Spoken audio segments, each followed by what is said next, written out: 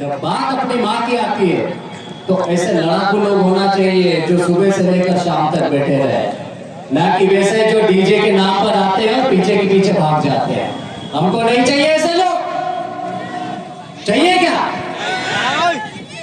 समाज के लिए यदि एक दिन मिला है तो एक दिन समाज के नाम पर यहाँ पर बैठो। आपको कोई गलत नहीं बोलेगा। ये छोटे छोटे बच्चे देख रहे हम लोग, देखो ये बैठे, ये महिलाएं बैठी है, ये भूखे प्यासे सुबह से बैठे हो।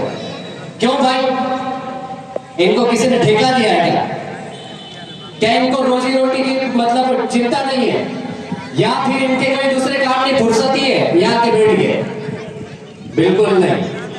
इनको सामाजिक चिंता है।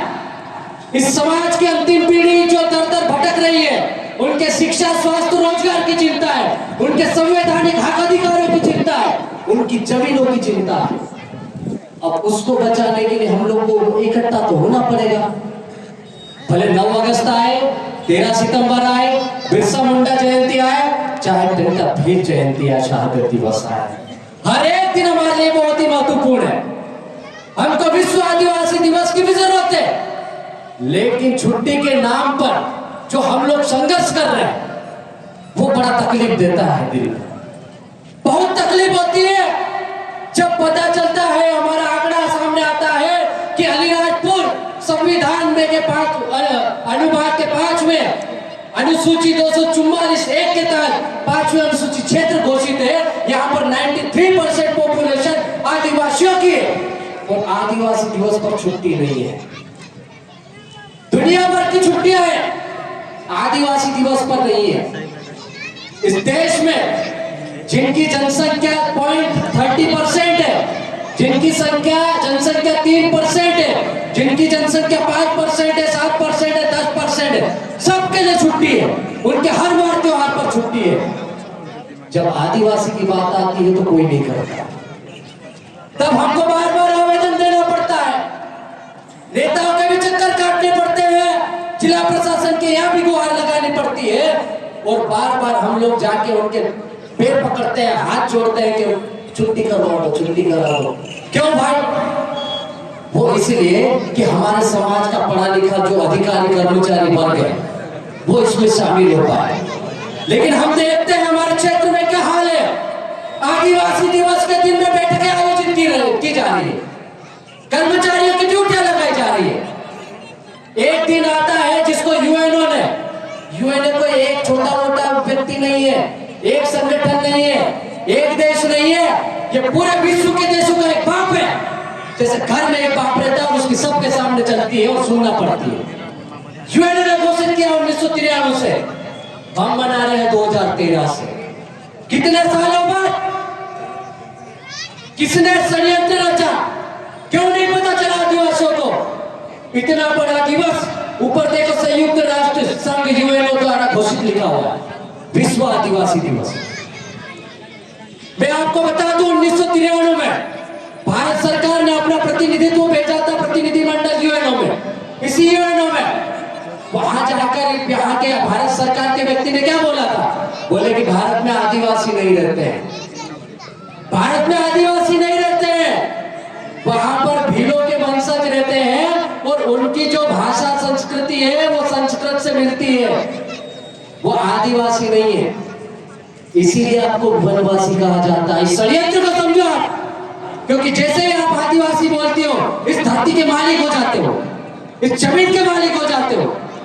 और सुप्रीम कोर्ट का जो जजमेंट है 5 जनवरी 2011, एक भील समाज की महिला सरेआम नंगा घुमा दिया जाता है, सरेआम बलात्कार करके उसका नंगा घुमाते हैं। ये बात जब कोर्ट तक जाती है, हाई कोर्ट के माध्यम से जब अपील करते हैं, न्याय नहीं मिलता तो वो बात सुप्रीम कोर्ट जाती है। तो सुप्रीम कोर्ट की जो जज रहती है, वहां की जो एक बेंच होती है, मार्केटिंग कार्ड के नेतृत्व, वो 5 जनवरी 2011 को जजमेंट देती है कि भारत के जो मूल निवासी है, ये जो भील वंश की, जो भील समाज की महिला नंदाबाई, जिसको तुमने नंगा घुमाया है, ये इस देश की मूल निवासी है, बाकी सब बाहरी आक्रमणकारी की संतान है। इतना बड़ा डिसीजन अभी 1 हफ्ते पहले सुप्रीम कोर्ट का जजमेंट आया है। यहाँ पे पढ़े लिखे लोग और अधिकारी कर्मचारी समझ रहे होंगे आपकी जमीन खसक जाएगी यदि आपका आरक्षण खत्म हो गया ना, तो ये गाड़ी घोड़े भूल जाना भैया। उन्होंने जजमेंट दिया है 7 बेचों की जज ने, एक बेच थी, 7 जज थे उसमें एक दलित जज भी था। उन्होंने कहा है कि अब जिस तरह से आर्थिक आधार पर आरक्षण होता है ना, यदि कोई सांसद विधायक एक बार बन गया, किसी के घर में एक नौकरी वाला हो गया, अगली बार नौकरी नहीं मिलेगी, आरक्षण से बाहर करो। आपको बाहर निकालने का रास्ता बनाया जा रहा है। आपको पहले प्रमोशन में आरक्षण से दूर किया, आपका एट्रोसिटीज एक्ट खत्म करने की कोशिश की, हमने 2 अप्रैल को भारत बंद करके एट्रोसिटीज वापस बचाया है, उसमें सबका आपका योगदान रहा है। फिर धीरे से आगे धीरे धीरे पर कतरते गए, आज हमारे आरक्षण पे अब बोले क्रिमिनल लागू होगा, एसटी कोटे में भी एसटी कोटा शामिल होगा, यानी कि हमारे बीच में भी लड़ाई हो गया, फिर बिलाला पटलिया बारेला को भी आपस में बांटने का काम चालू हो गया। कोई चाहता ही नहीं कि आदिवासी एकजुट हो जाए। 9 अगस्त नहीं मनाने दे रहे, टंट्या भील जयंती मनाओ, मूर्ति लगाओ, 17 प्रकार के नोटिस आ जाते, नाटक चालू हो जाते हैं। जो अधिकारी कर्मचारी शामिल होता है उनको नोटिस दे दिए जाते हैं, उनका ट्रांसफर कर दिया जाता है। हम सम्मान करते हैं, आज पहली बार हमारे मंच से स्थानीय जनप्रतिनिधियों का सम्मान हुआ। आज तक इतिहास में किसी आदिवासी समाज के बैनर पर नहीं हुआ, स्पेशली जयेश का भी सम्मान नहीं करता, लेकिन पहली बार हमने सम्मान किया। क्यों जरूरत पड़ी? क्योंकि अब वक्त आ गया है समाज को बचाने का, अब वक्त आ गया है एकजुट होने का, अब वक्त आ गया संगठन दूर, क्षेत्र दूर, उप जातिवाद, भील बिलाला पटलिया बारेला, जया सजाक आकाश फलाना ढेमका भील सेना फलाना सेना सब बंद करो, ये काम नहीं आएगी। अब समाज खतरे में, आपके बहन बेटियों की इज्जत खतरे में। आप झारखंड चले जाओ, छत्तीसगढ़ चले जाओ, मध्य प्रदेश के बालाघाट साइड चले जाओ, वहां पर नक्सली मूवमेंट है। पूरे देश में, पूरे विश्व में कौन सी महिला बंदूक उठा के घूम रही है? आप पढ़ के देख लो इतिहास। कौन सी 10 साल की बच्ची है, 12 साल की बच्ची के हाथ में बंदूक है? इतिहास उठा के देखो। आदिवासियों के सिवाय किसी गैर आदिवासी महिला या बहन बेटियां या छोटे छोटे बच्चों के हाथ में बंदूकें नहीं है। क्या कारण है? ये परिस्थितियां क्यों बनी? ये नौबत क्यों आ रही है? क्यों हम इतना गला फाड़ फाड़ के चिल्ला रहे हैं यहां से? क्यों आपको 5-5 बजे तक बिठा रहे हैं यहाँ पर? हम भी डीजे लाते हैं, झमाझम रैली करते, आप नाचते गाते घर चले जाते हैं, लेकिन ये गलत बात है। आदिवासी समाज नाच गाने के लिए नहीं बना है। आदिवासी समाज सीना ठोक कर उस समय तीर कमानों से, गोफनों से, धारदार पालियों से, बंदूक और तोपों से मुकाबला करके ये जमीन बचाई। आदिवासी समाज का बलिदान है। ये जो 5वें अनुसूचित क्षेत्र है, ये जो आपके पास आधा 1-1, 2-2 हेक्टेयर जमीन है, ये बिरसा मुंडा का आंदोलन है, ये टंट्या भील का संघर्ष है। यदि वो नहीं होते, वो भी टंट्या भील सोच लेता कि मैं तो भील सेना बनाऊंगा, मैं भिलालों के लिए नहीं लड़ने वाला, मैं बारेला के लिए नहीं लड़ने वाला, तो क्या होता? यदि बिरसा मुंडा सोच लेता कि मैं सिर्फ मुंडाओं के लिए लड़ूंगा, झारखंड में लड़ूंगा, तो आप उसको पूछते क्या? इतनी बड़ी लड़ाइयां हुई और हम छोटी छोटी चीजों में बट गए। आपसी संघर्ष को बढ़ावा दे रहे हैं, ये गलत बात है। आप समाज को बर्बाद करने पे तुले हो। आप समाज को बर्बाद नहीं, आप समाज को मारने पे तुले हो। ये समाज की अंतिम पीढ़ी है जो समाज के लिए बोल रही है, लिख रही है, कार्यक्रम कर रही है, धरना दे रही है, प्रदर्शन कर रही है, रैलियां निकाल रही है, ताकि हमारे समाज का छोटा से छोटा बच्चा जाने ये जिंदा रहेगा तो हमारे आने वाली पीढ़ी जिंदा रहेगी। आज हमने भूपेन भाई नामक एक हमारे साथी है, भूपेन भाई कहीं तो मंच पे आता है।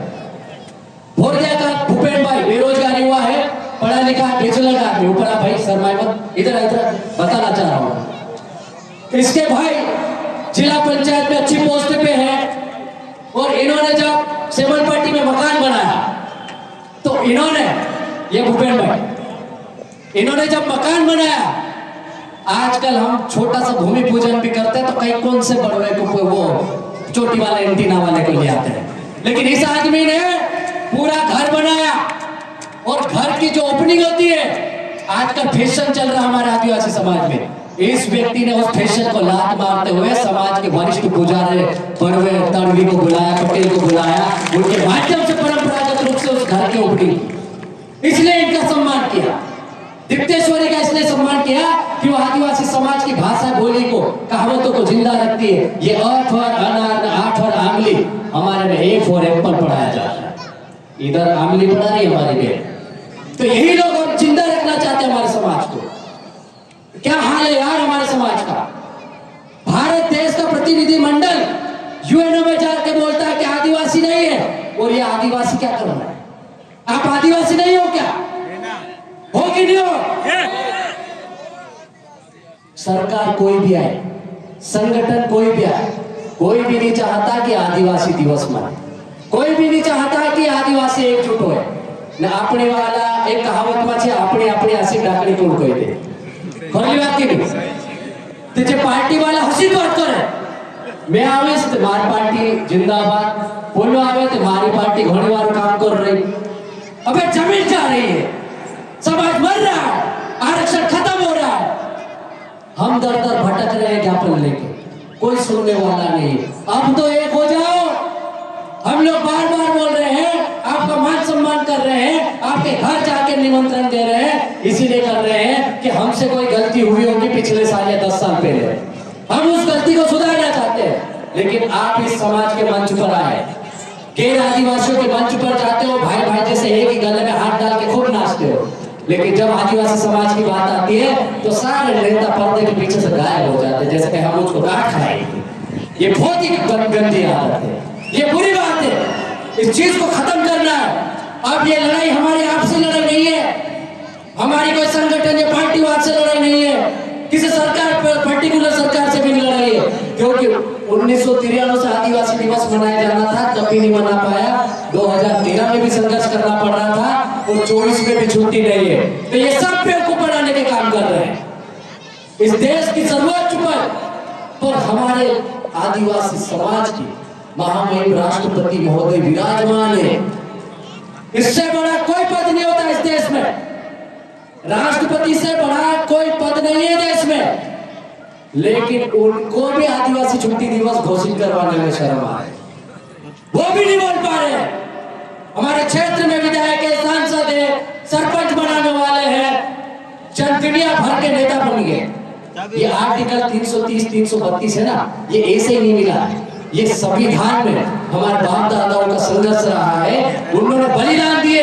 ये जो लैंड एक्विजिशन एक्ट है, जो भूमि संपादन अधिनियम है, ये जो क्षेत्र है जिसमें कहा जाता है कि यहाँ पर ग्राम सभा ही सर्वोपरि है, लोकसभा न विधानसभा सबसे बड़ी ग्राम सभा, यहाँ पर गैर आदिवासी के 1 इंच जमीन नहीं है, गैर आदिवासी तो क्या सरकार भी नहीं ले सकती है। तो ये छोटे मोटे मामले नहीं हुए थे, उस समय 1 लाख से अधिक आदिवासियों ने एक साथ बलिदान दिया, वो भगवान बिरसा मुंडा का योगदान था, उनके नेतृत्व में आंदोलन हुआ। सोच सकते हो आप, 1 लाख लोग किसको बोलते हैं, इतने सारे लोग मिले। उस समय उनके पास बदन पे ढकने के कपड़े नहीं होते थे, हाथ में बस तीर कमान के सिवाय कुछ नहीं, गोफर पाले। सामने वाले के पास तोप और बड़ी बड़ी बंदूकें। उन्होंने बिरसा मुंडा को भी लालच दी, बोले कि तेरे को बिरसा मुंडा अलीराजपुर जिला में आपको धार झापा बढ़वा इनको संभाग देता हूं, जा तेरे को जितना पैसा चाहिए ले ले। लेकिन बिरसा मुंडा पीछे नहीं है। ये संघर्ष रहा। उसको जब जेल में भेज दिया गया तो उसकी चमड़ी निचोड़ी गई, चमड़ी छील देते जैसे हम लोग बकरा काटते कि नहीं, और उसकी चमड़ी खाल निकालते, ऐसी खाल निकाली गई बिरसा मुंडा की। बिरसा मुंडा मर गया, शहादत दे दिया, लेकिन वो एक कदम पीछे नहीं हटा। वो आखिरी दम तक मरते मरते बोलता रहा कि मैं नहीं तो मेरे समाज का उलगुला मेरे बाद में जिंदा रहेगा और वो तुम्हारे से लड़ेगा। उन्होंने डंडा भीड़ के आंदोलन को आगे बढ़ाया, इन सब के आंदोलन को बाबा साहब ने आगे बढ़ाया, जयपाल मुंडा ने आगे बढ़ाया, और हम जैसे लोग छोटे मोटे ऐसे मुंह फाड़ के जो चिल्ला रहे ना, ये भी एक आंदोलन ही है।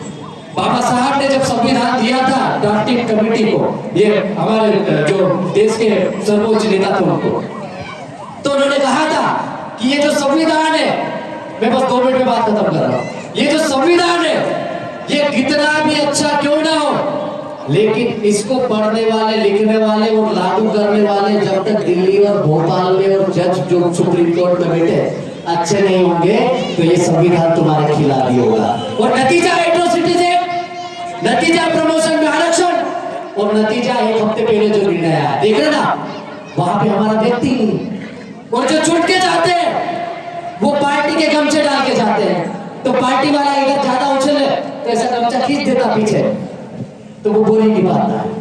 मैं ससम्मान बोलना चाहूंगा, इस जिले में पहली बार चुन के गए हमारे भाभी जी सांसद महोदया, आप सभी ने वोट दिया, कोई नहीं बोल सकता कि हमने नहीं दिया, सबने दिया, तभी वो चुन के गए। और उन्होंने मान सम्मान से पहली बार उस सदन में चौपट क्षेत्र की खट्टाली के लिए आवाज उठाई। वहीं पर सड़कों पर हमारी दूसरी भाभी जी सेना महेश पटेल ने भी यहाँ पर आंदोलन किया। तो ये कहीं ना कहीं हम लोग जो आंदोलन चला रहे, ये जो आप आवाज उठा रहे, उसी का नतीजा है। बाकी समय बहुत सारा हो चुका है, हम लोगों को आगे रैली भी निकालना है, ढोल मादल आगे रहेंगे।